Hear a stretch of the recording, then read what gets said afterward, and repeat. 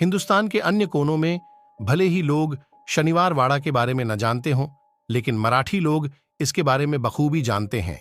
दरअसल यह एक ऐतिहासिक महल है जो कभी मराठा साम्राज्य की आन बान और शान हुआ करता था, लेकिन आज से करीब 246 साल पहले इस महल में एक ऐसी घटना घटी थी जिसकी गूंज आज भी सुनाई देती है।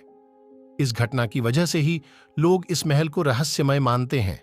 तो चलिए जानते हैं शनिवार वाड़ा की वो रहस्यमय कहानी जो लोगों को आज भी डराती है। शनिवार वाड़ा महाराष्ट्र के पुणे में स्थित है, जिसका निर्माण मराठा पेशवा साम्राज्य को बुलंदियों पर ले जाने वाले बाजीराव पेशवा ने करवाया था। वर्ष 1732 में यह पूरी तरह बनकर तैयार हो गया था।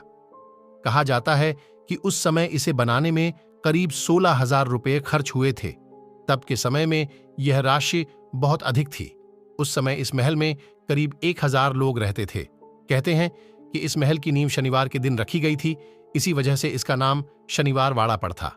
करीब 85 साल तक यह महल पेशवाओं के अधिकार में रहा था, लेकिन 1818 ईस्वी में इस पर अंग्रेजों ने अपना अधिकार जमा लिया और भारत की आजादी तक यह उनके ही अधिकार में रहा।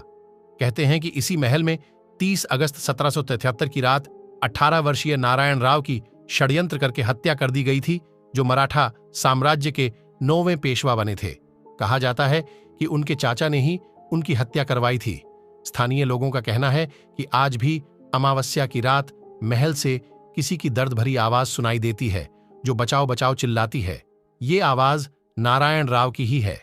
शनिवार वाड़ा से जुड़ा एक और रहस्य है जो आज तक अनसुलझा है। वर्ष 1828 में इस महल में भयंकर आग लगी थी, जो 7 दिनों तक जलती रही थी। इसकी वजह से महल का बड़ा हिस्सा जल गया था। अब यह आग कैसे लगी थी, ये आज भी एक सवाल ही बना हुआ है। इसके बारे में कोई नहीं जानता।